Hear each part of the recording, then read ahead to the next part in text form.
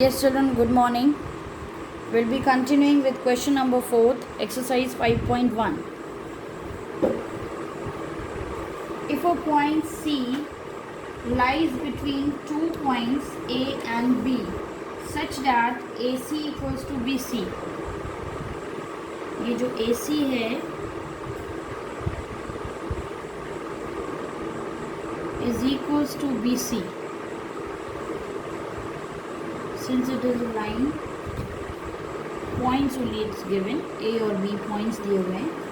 Then prove that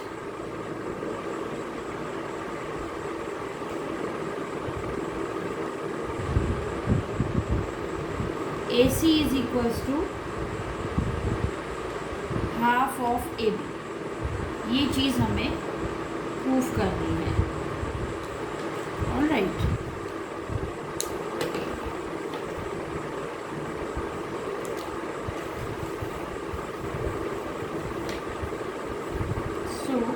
solution या फिर proof.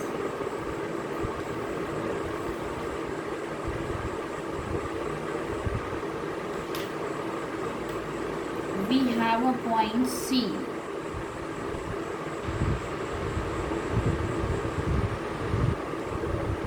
lying between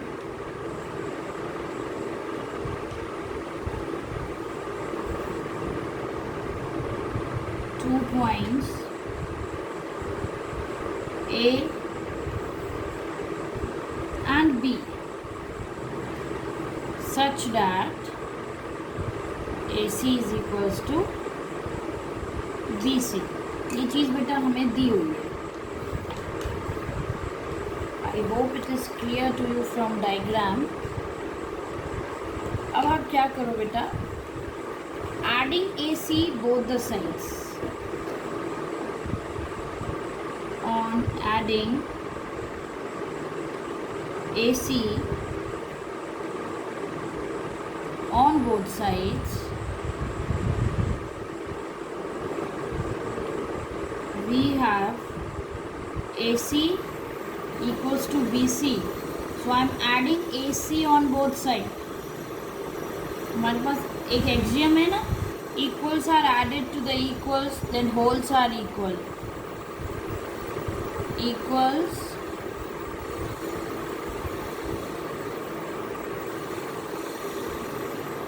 are added to equals. Then we have twice of AC is equals to AB. अब figure से देखो BC plus AC क्या है, AB. और you can write the reason. AC plus BC coincides with AB.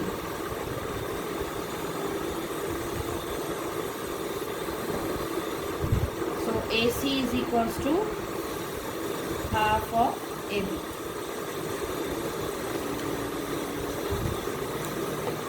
Now we'll do next one.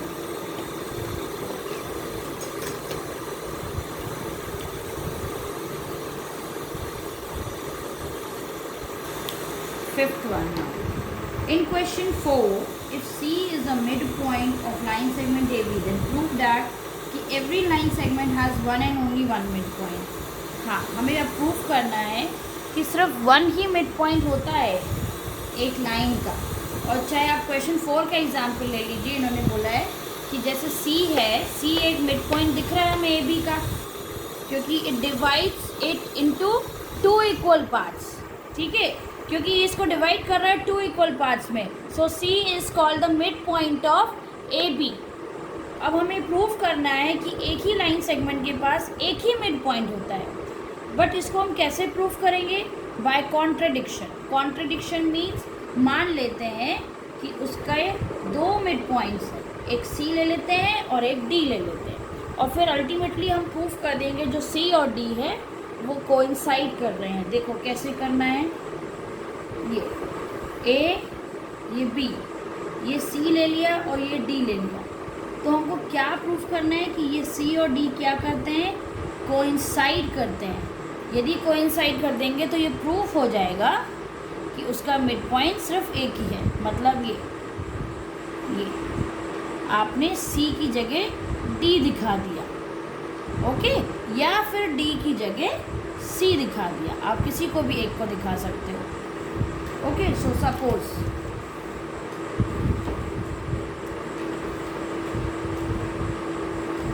Suppose right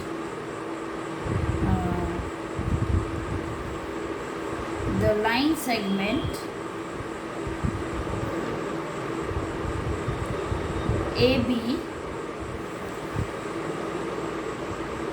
has two midpoints C and D.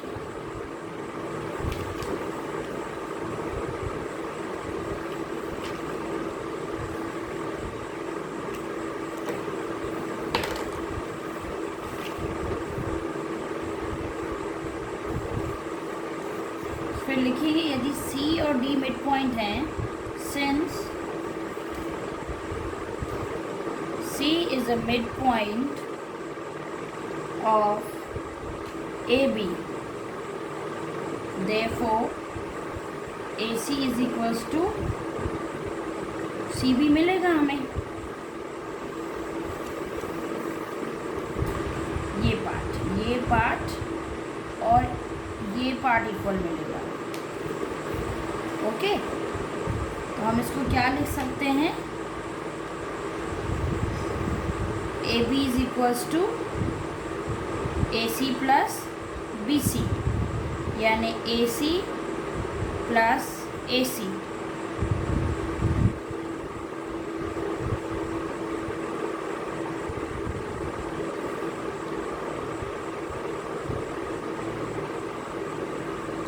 Equation 1 mark करेंगे इसको। अब दूसरा case लेंगे जहाँ पर क्या है, D is a midpoint.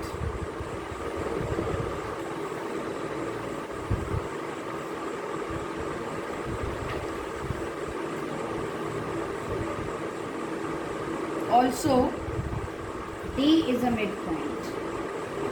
जब D मिड पॉइंट है तो हमें क्या मिलेगा, AD is equals to DB। ये देखिए फिगर में, देखिए मैं दिखा रही हूँ आपको, ये मिलेगा AD का पार्ट और ये DB का पार्ट, ओके। अब जब AD और DB बराबर हो गए तो हम AB को क्या लिख सकते हैं, AD प्लस DB, यानी AD plus AD,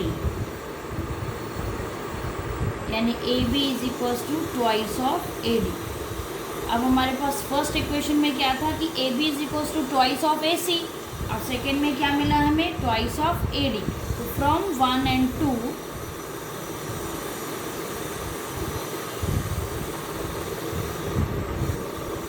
twice of AC is equals to twice of AD। 2 cancel हो गया, AC और AD देखो इक्वल आ गया, यानी ये क्या इम्प्लाई कर रहा है हमें कि जो उसका दूसरा पार्ट है AC के साथ CB और AD के साथ DB भी इक्वल हो गए, यानी हमें क्या मिल रहा है, ये देखिए, ये पॉइंट C D के जगह, ये पॉइंट C D की जगह पे, यानी C और D क्या कर रहे हैं, कोइंसाइड कर रहे हैं। तो अब हम लिखेंगे कि it which is possible only when C, या व्हेन पॉइंट C लिखिए, point C coincides point D, hence आखिरी में लिख दीजिएगा, hence every line segment has one and only one midpoint.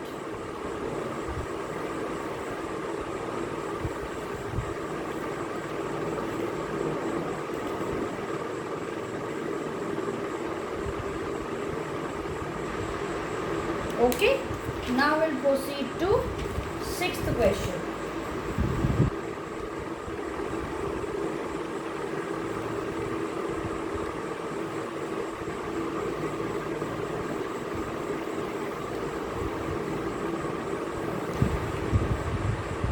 Sixth में देखिए क्या दिया हुआ है, AC is equals to BD दिया हुआ है आपको, गिवन, देखिए given in figure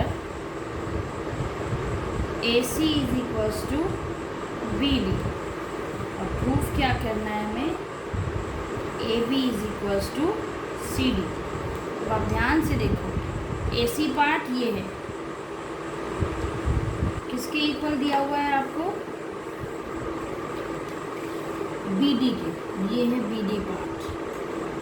now you can observe, यहाँ पे BC जो पार्ट है वो कॉमन दिख रहा है हमें। इस BC पार्ट को यदि सब्ट्रैक्ट कर दें, देखिए इस BC पार्ट को सब्ट्रैक्ट कर दें तो इस जगह हमें AB और उस जगह हमें CD इक्वल मिल जाएगा।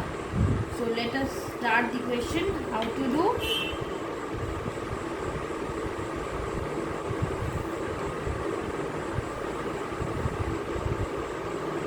Since AC is equals to BD given, from figure AB plus BC is equals to BC plus CD, ऐसा लिख सकते हैं हम।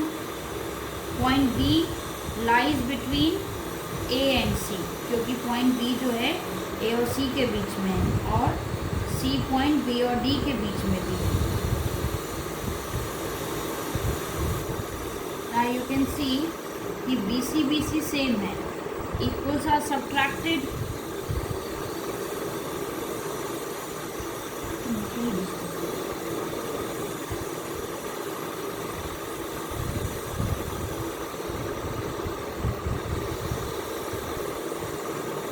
सब्ट्रैक्ट कर दिया तो हमें क्या मिल गया, AB is equals to CD।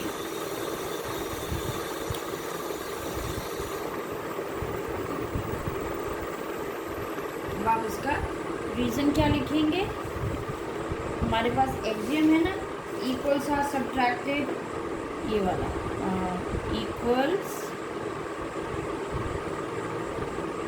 Are subtracted from equals, then remainders are equal. So this solves your question number 6. Now 7th one.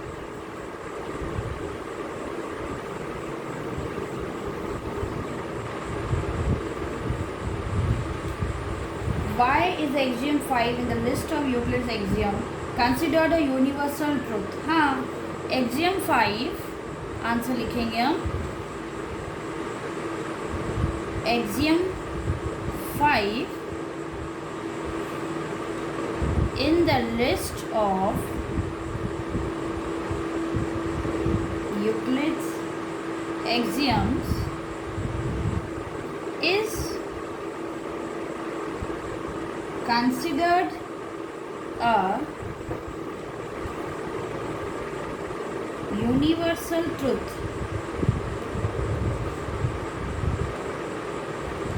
Universal truth क्यों बोलते हैं, बिकॉज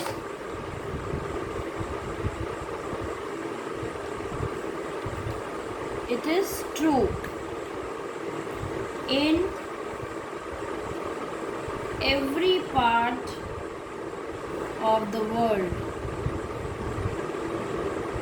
एक्सियम क्या है, एक्सियम 5 क्या है बेटा, एक्सियम 5 है कि whole is greater than the part, whole is greater than the part. Of course, यदि ये सर्किल है इसमें से एक पार्ट हमने ये बनाया, तो क्या इस पार्ट से होल पूरा बड़ा है कि नहीं है? ये पूरा होल बड़ा है, यानी ये क्या इम्प्लाई कर रहा है, ये देखो। और ये छोटा पार्ट हम बनाते हैं इसका एक सेक्टर, ठीक है। ये तो हमने क्या ऑब्जर्व किया कि whole is greater than the part, चाहे वो कोई भी शेप हो, किसी भी जगह में जाओ आप। ये चॉकलेट है, इस चॉकलेट के मान लो ये 4 हिस्से हैं, उसमें से हमने एक हिस्सा ये खा लिया, तो मैंने तो एक ही हिस्सा खाया, तो होल जो है, पूरी चॉकलेट जो है मेरे इस पार्ट से बड़ी है कि नहीं है? है। ओके, तो इसमें आपकी एक्सरसाइज 5.1 सॉल्व हो गई बेटा। Thank you children.